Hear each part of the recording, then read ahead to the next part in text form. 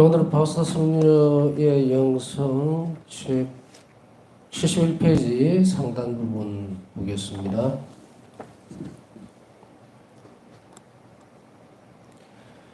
지난 시간에 보면 여기서 핵심은 바우스타 성녀가 활용하셨던 방법들이죠. 그런 것들을 계속해서 꾸준하게 했다는 이야기예요. 우리는 어떤 때는 보면은 이게 참 지칠 때가 있어요. 그래서 한 번씩 보면은 이러이러한 일들을 얼마만큼 해야 됩니까? 이렇게 물어보는 경우도 있고, 또 어떤 때는 이렇게 하고 있는데 답답해 죽겠습니다. 뭐 빨리 해결이 안 되고 그런 경우도 있고요. 근데 그게 왜 그럴까요? 살펴보면은 쉽게 뭔가가 이루어질 수 있는 부분들은 없어요. 없는데 우리가 이제 사고의 전환, 다시 이야기하면은 그것이 머리로만 되어지는 어떤 부분이 아니고 자연스럽게 행해질 수 있는 데까지 연습이 돼야 돼요. 그래서 그것이 내 삶이 되고 내가 나아가는 방향이 되고 이래야 됩니다.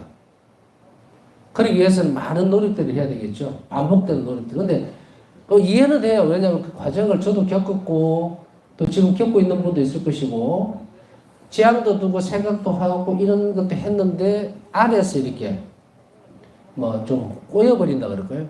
갑갑하고 막 답답하고 어떤 데는 막 맞나 이것이 이런 생각도 들 때도 있고 바우스타 성녀가 하셨던 이 의탁의 태도를 키워나가기 위한 여러 가지 방법들을 왜 이렇게 하시라고 얘기를 하고 있고 강조할 수밖에 없느냐면 저도 자비신심을 만나고 횟수로 보면 거의 23년에서 25년을 계속 합니다. 계속. 어떤 때는 정말 죽을 것 같은 상황에 놓여 있어도 계속해요. 때때로 그런 체험도 있죠. 여러분들 살펴보면은 어떤 그 부분에 있어서는 이게 정말 하고 싶은데 또 바람이 있는데 너무 길지 않겠나? 이거 언제 끝이 나겠나? 라는 생각들이 들 때가 있어요. 그럴 때 보통 보면은 막 묵주를 들고 이렇게 기도를 하려고 애를 쓰고 또 이런 부분들도 있고 또 어떤 때는 방해가 되는 어떤 부분에 있어서 좀 드러나는 부분들도 있을 것이고 그래요. 근데 저는 사실은 이런 식으로 생각을 해요. 가능한 한 이렇게 드러내지 않는 부분들을 가지고 사는 것도 참 중요한 덕성을 닦아나가는 것이니까 저는 이 영성생활 자체를 뭐 수련이라고 생각을 해요. 계속 연습해 나가야 되는 거니까. 그런데 이것이 시간이 지난다고 해서 완전히 습득되는 것은 아닌데 수월해집니다. 그래서 이 부분들을 조금 지나갔다고 해서 그 다음에 나는 됐으니까 이제 안 해도 돼. 그렇게 되질 않아요. 오히려 더 많이 복잡해질 때가 있거든요. 여러분들 그런 체험들도 아마들 하셨을 거예요. 내가 미사도 영혼들을 위해서 불쌍하니까 미사도 때로는 드려주고 기도도 하고 그 전보다 훨씬 더 많은 것을 자비신심을 배우고 익히고 하면서 더 많은 것을 하는데 어려움이 더 많아지거나 혹은 잘 안 되고 있는 것 같이 답답하게 느껴지는 꼬여버리는 상태. 그래서 혼자 툭 떨어져 나와 있는 어떤 느낌들. 그런데 이렇게 생각하죠. 나는 그 전보다 더 열심히 사는데 예수님 저는 예수님께 더 지금 열심히 살잖아요. 더 가까이 가고 그런데 이게 수월해지질 않고 오히려 더 복잡해져 버리거나 복잡해 버리거나 아니면 더 무거워져 버렸을 때 사람들은 주춤합니다. 네, 여기서 한번 잘 살펴보면 여러분들이 예를 들어서 그물을 가지고요 배를 타고 지금 이제 바깥으로 나갔어요. 나가서 물고기를 잡는데 그물을 친단 말이에요. 그물을 착 던져놓고 나서 그 다음에 조금 있다가 그물을 끌어올릴 때 그 안에 뭐가 들었는지 여러분들 예측이 가능합니까? 깊은 바다일수록 전혀 예측할 수가 없죠. 뭐가 올라올지. 우리 인생이나 삶이라고 하는 것은 마찬가지입니다. 우리는 그물을 매일 치거든요. 매일 치는데 그 치는 그 안에서 무엇이 올라올지 우리는 알 수가 없다는 이야기예요. 단지 우리에게 있어서 필요한 건 뭡니까? 건물이 끌어올려졌을 때 그것이 무엇이든 간에 내가 그것을 수용할 수 있는 하루여야 된다는 거예요. 물론 가려낼 수는 있습니다. 이제 건물을 끌어올려 놓다 보면은 뭐 빈 고동 그런 거 올라올 일은 없겠지만 하여간에 먹을 수 있거나 아니면은 먹을 수 없는 부분들, 그죠? 이런 것들이 같이 섞여 들어올 때는 가려낼 수 있는 부분들은 있을 수가 있습니다. 옥석을 가려야 되겠죠? 그러나 그 이외의 나머지 것들은 전부 다 나에게 필요한 것들이에요. 그래서, 자, 우리가 뭔가를 해 나갈 때 이것이 하나님 뜻에 합당하고 예수님께서 정말 예수님 사랑에 내가 보답하는 길이라고 생각을 하고 사랑으로 간다면 지치지를 않아요. 이 우리가 많은 연습들을 하는 것은 무엇과 같으냐면 이것이 많이 어우러져서 사랑이 나옵니다. 이것이 많아질수록 또 기간이 길어질수록 또 충실해질수록 사랑은 순수해지게 되어 있어요. 그런데 내가 하는 이 일들이 내가 하나님께로 향하는 사랑을 순수하게 만드는 쪽으로 연결이 되어지지 않으면 지치는 거예요. 마치 기름 탱크에서 호수가 빠져나와 있는데 뭣도 모르고 계속 거기다가 붓는 것 같아요. 이 철철철철 새버려요. 들어가질 않고. 그렇기 때문에 이러한 영혼들이 좀 더 나은 단계에서 연결을 지어질 때에 우리는 무엇을 하고 있는가? 저는 사실은 오랜 기간들을 쭉 지내고 거의 그냥 우리 자비 예수님 만나고 난 이후의 삶이 자비신심을 가지고 인해서 이제 턴을 하게 되죠. 이렇게 움직여 있을 때 그 세월이 25년, 26년 이래 되는데 이 턴하고 딱 난 뒤에 지금 현재하고의 상황에서 제가 이 말을 들을 때 무엇이 묻어나겠습니까? 이제는 작은 일들 이런 여러 가지 방법들로 저도 여러분들과 똑같이 써요. 이것으로 뭐가 잘 안 되면 딴 것도 쓰고 오늘은 이렇게 됐는데 이 일이 문제가 해결이 안 되면은 미사 봉헌할 때 더 지향을 둔다든지 아니면은 좀 시간을 한 5분, 10분 더 내서 성취적으로 더 한다든지 계속 선으로 퍼붓습니다, 거기다. 계속. 그런데 여기서 조심해야 할 것은 조심해야 한다는 것이 다른 어떤 의미가 아니에요. 주의를 기울여야 되는 것은 지치지 않아야 된다는 거예요, 영혼이. 지치지 않으려면 어디로 가야 됩니까? 그 일을 내가 해내면 안 돼요. 계속 끊임없이 예수님께 붙어 있어야 돼요.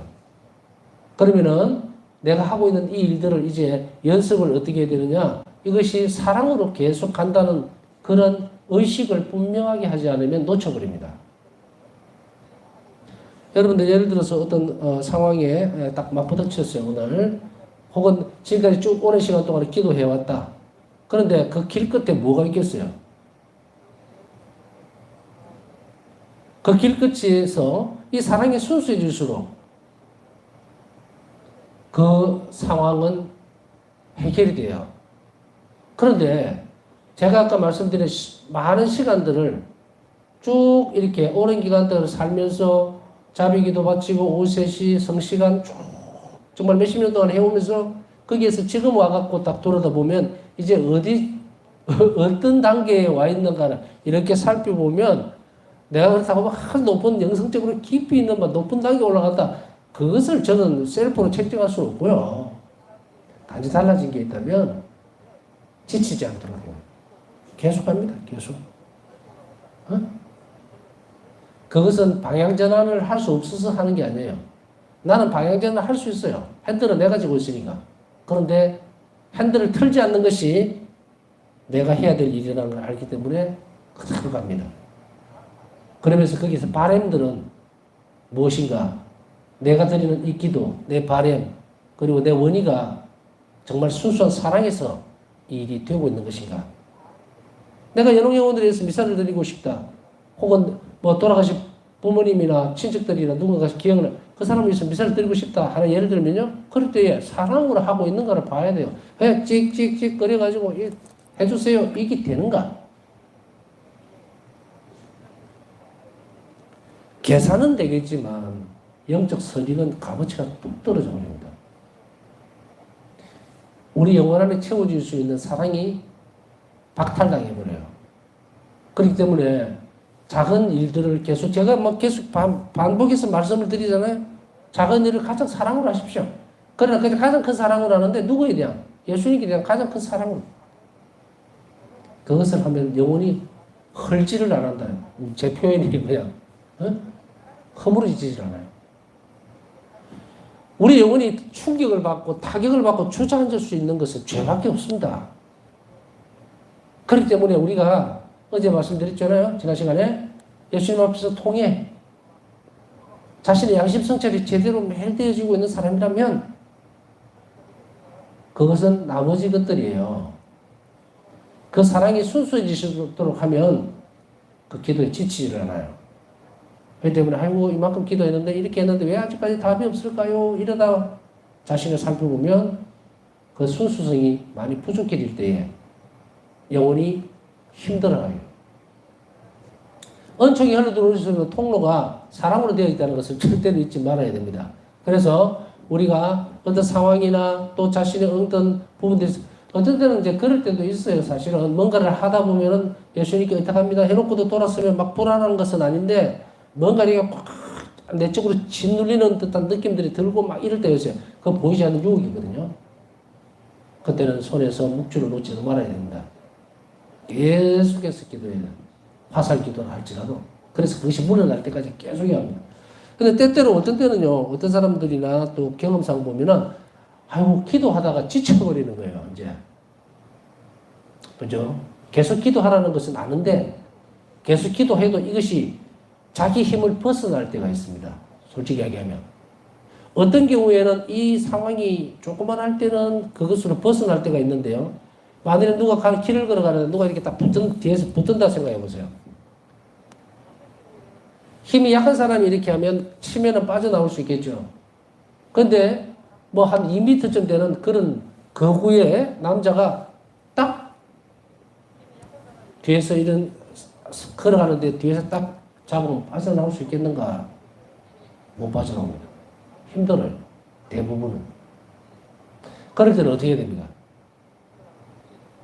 자, 기도에서 이런 상황이 벌어지게 되면 어떤 사람들은 그러죠.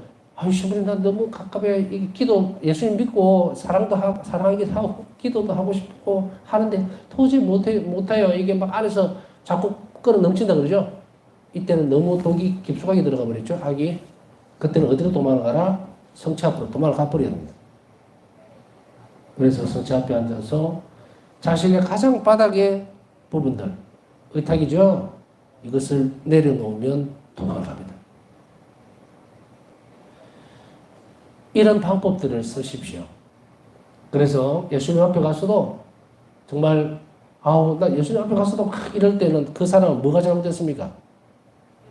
그 사람 안에 믿음이 없는 거예요. 첫째로. 잠깐 여기서 방점을 찍고 한번 넘어가 보면요. 우리가 성체 앞에 갔을 때에 도대체 뭐가 불가능합니까? 뭐가 불가능해요? 저는 항상 이야기했지만 창조에 대해서 자꾸 묵상하라고 그러는 이유가 나름 창조하신 분이 내가 지금 이거 답답하고 참 미칠 것 같고 어떤 때는 그죠? 한다고 했는데도 안 되는 그 상황을 가지고 하나님 앞에 왔을 때 이게 해결이 안 될 때는 내가 믿음이 없는 거예요. 이 성체 앞에 계시는 예수님에 대한 알지 못하기 때문에 모르니까 우리가 능력자라는 말을 쓰죠.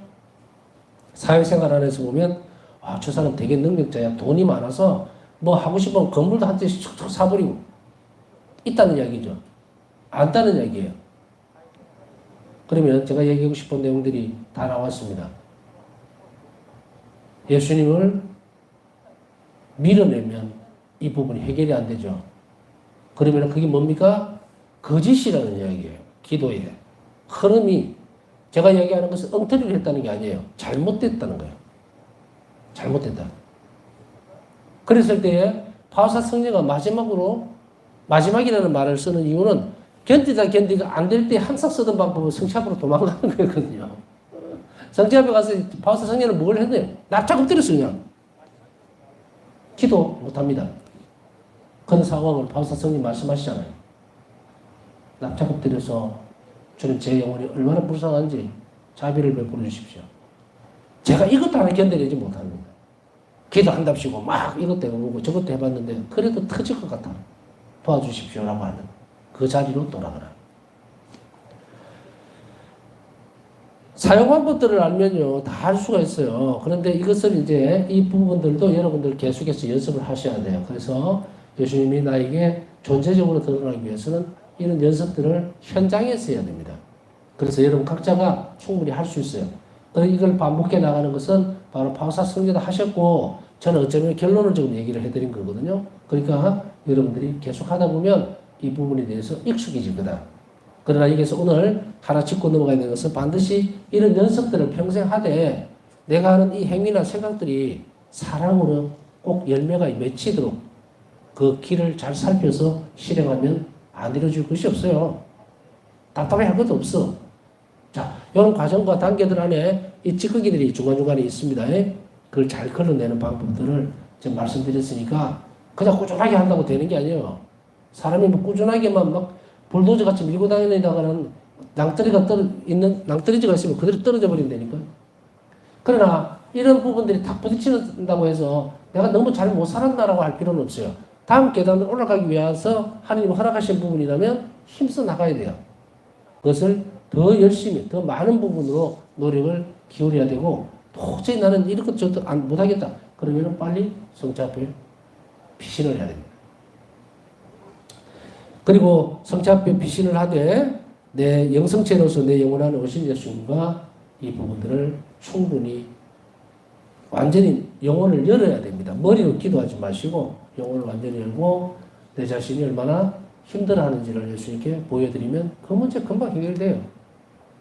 그러나 제가 이야기하는 것은 금방이라는 뜻은 예수님 마음에 들 때에 라는 조건이 붙어 있습니다. 제가 뭐라고 감히 예수님이 하시는 일을 그러나 분명히 해주실 거거든요. 시기와 때가 조금씩 다른데 그러나 한결같이 상의했다는 것 머리에 분명하게 각인을 시켜놔야 합니다.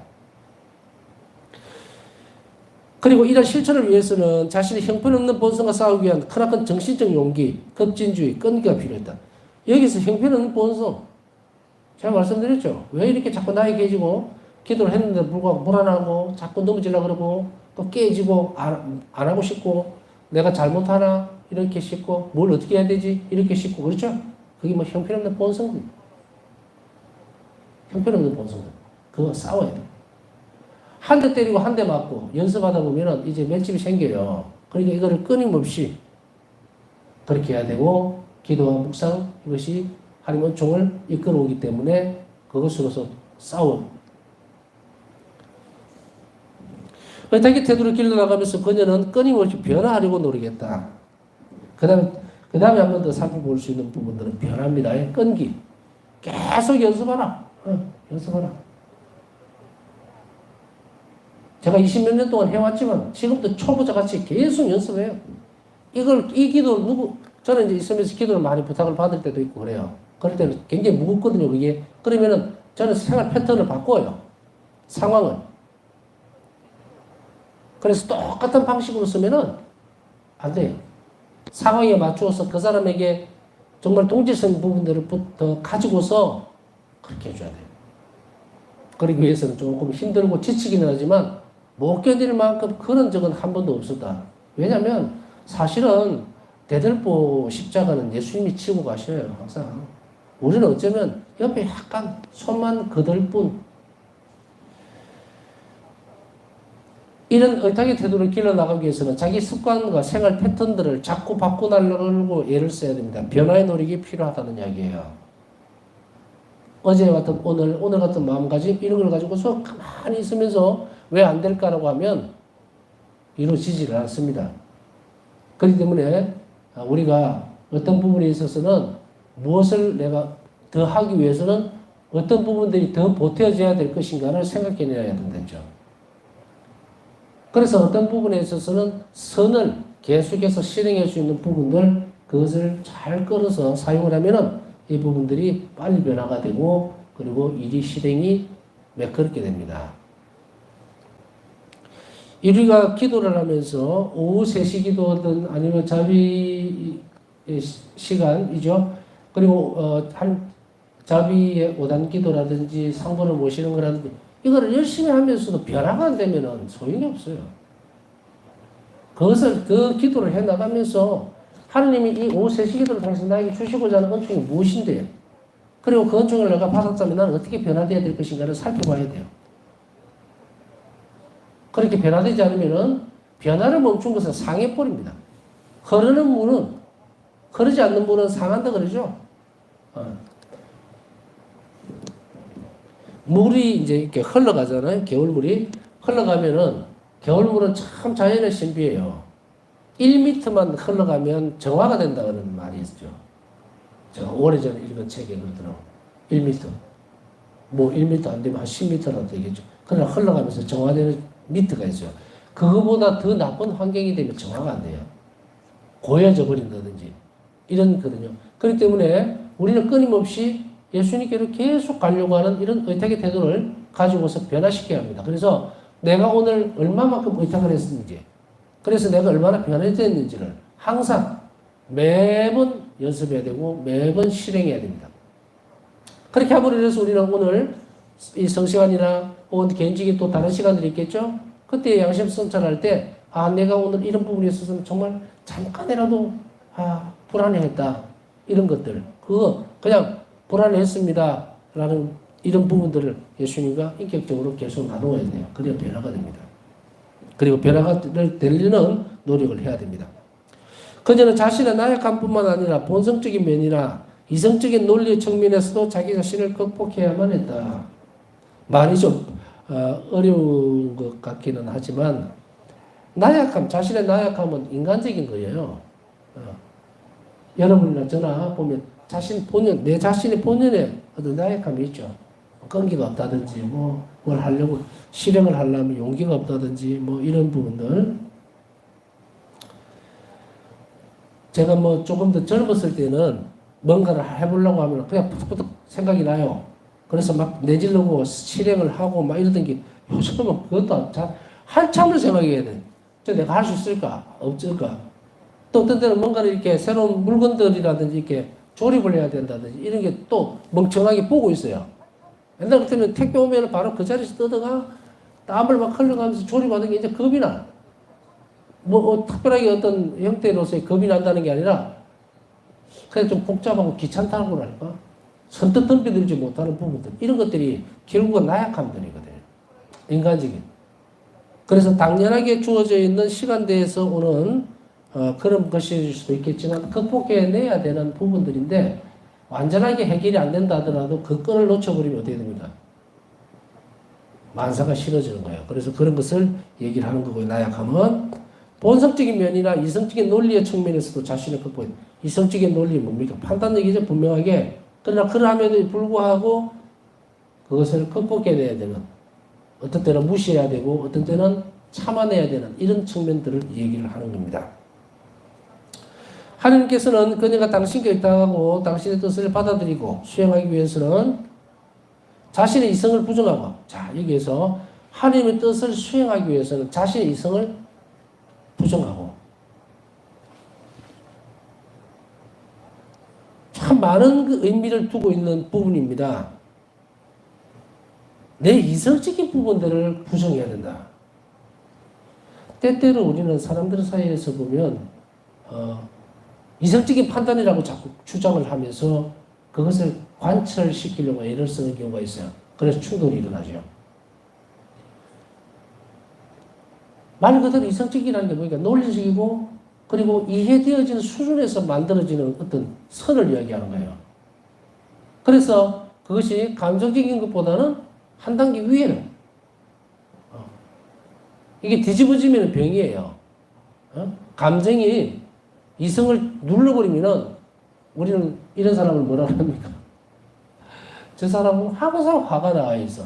뭐 하면 화를 내. 분노 조절장애. 이게 뭡니까? 정서적인 측면이 이성을 뒤집어 버린 거예요. 이성이 자리를 잡지를 못하니까 정서적인 것이 위로 튀어 올라오는. 그래서 아이들을 보세요. 못 견뎌냅니다. 그죠? 제가 하고 싶은 대로 하려고. 판단 없어요. 그냥 하고 싶은 대로. 성장하면서도 이런 면들이 드러난다면 이것은 문제가 심각한 겁니다. 그래서 하느님이 일을 이성적으로만 한다면 어떻게 되겠습니까, 여러분? 신앙생활 이성적으로 한다면. 그러면 아마도 99%는 믿지 못하겠다는 거예요.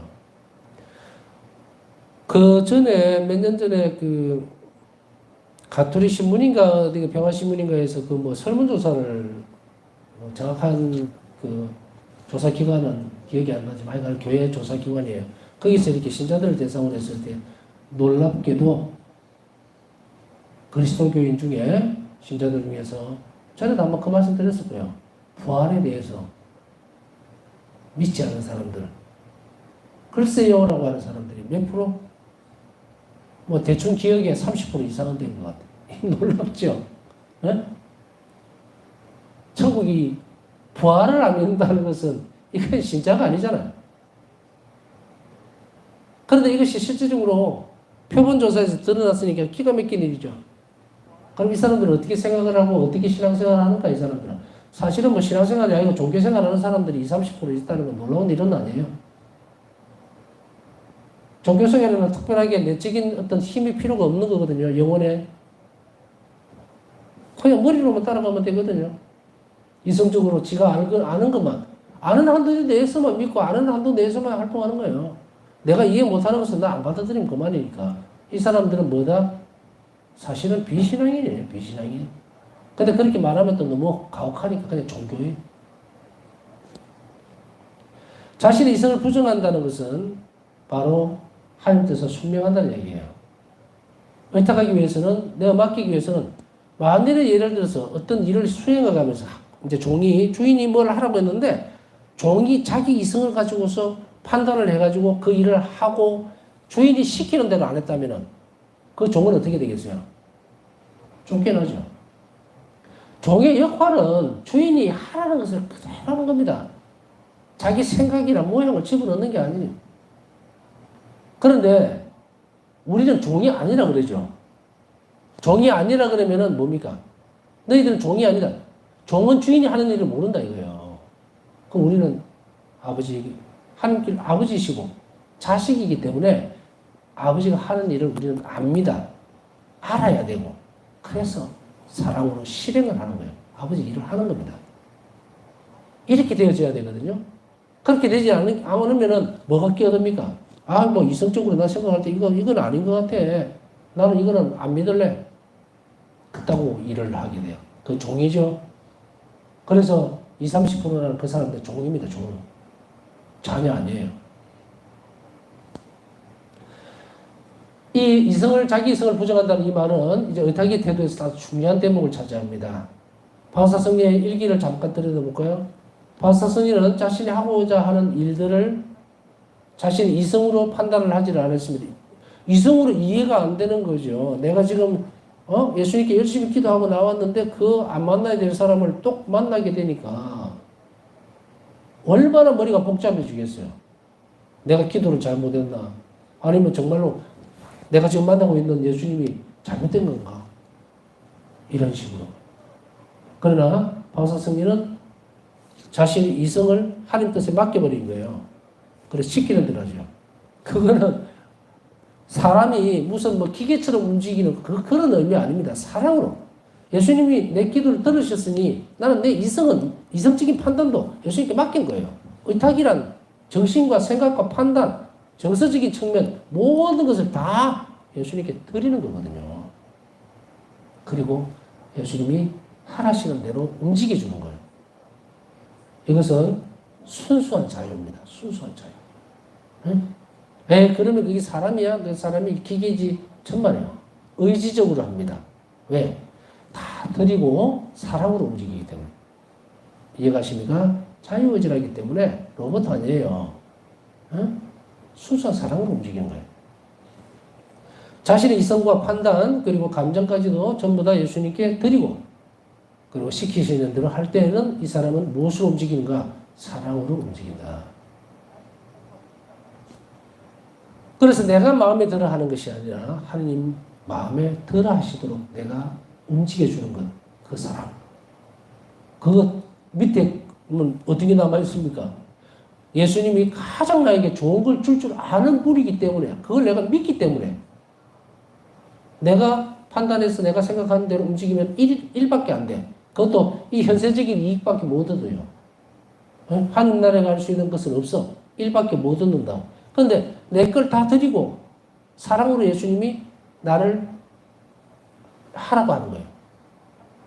그러니 나는 그 사랑으로 응답을 하는 거거든요.